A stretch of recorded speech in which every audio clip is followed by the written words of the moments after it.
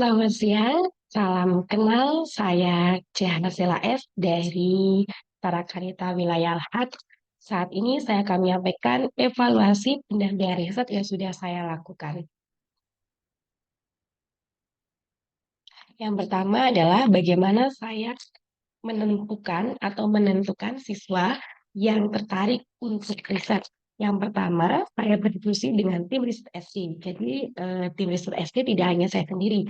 Saya punya rekan-rekan dan di situ kami berdiskusi untuk menentukan jenjang kelas mana yang akan diambil anaknya untuk mengikuti riset ini. Kemudian yang kedua, setelah kami berdiskusi, dipilih jenjang kelas 5 SD dengan harapan anak-anak ini sudah mampu untuk diajak berkomunikasi dan juga bisa menyampaikan gagasan serta pikirannya. Setelah itu kami mensosialisasikan kegiatan riset ini untuk kelas 5. Dan ternyata berkumpul beberapa anak yang memang tertarik untuk melakukan penelitian atau riset. Kemudian kami mengajak mereka berkumpul dan meminta mereka untuk menentukan topik serta alasannya.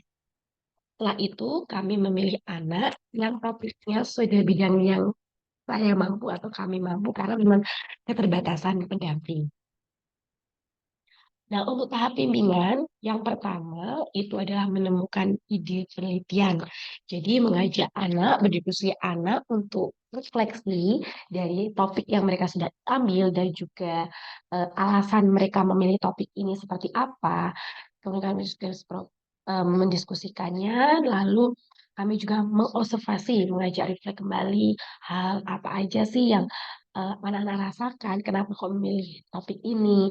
Lalu juga mengajak anak untuk memperkirakan atau melakukan hipotesis sementara dari hasil penelitiannya ini.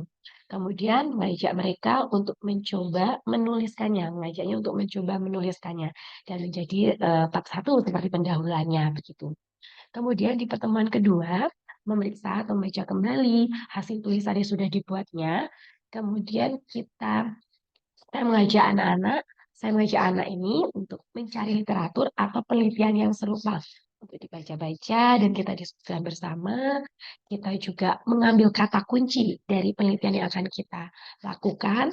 Lalu kami juga mencari literatur yang berhubungan dengan kata kunci ini, kemudian menuliskannya, mencoba untuk menuliskannya dan menjadi untuk di bab 2 kajian teori seperti itu.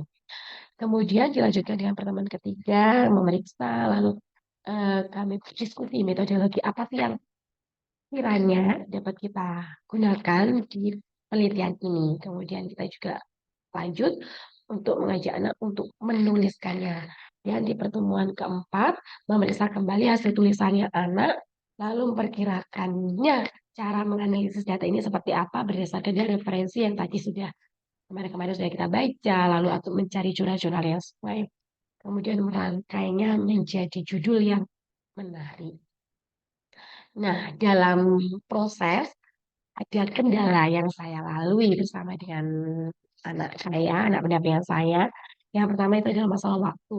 Karena pada saat itu kami anak-anak sudah mulai ulangan, lalu kemudian juga libur sekolah. Jadi pertama-tama kami untuk mengumpulkan anak-anak itu kami lakukan sebelum anak-anak ulangan. Di saat ulangan kita juga ketemu. Kemudian ketika liburan kita memanfaatkan waktu. Itu juga menjadi solusi memanfaatkan WhatsApp, media sosial WhatsApp untuk berkomunikasi.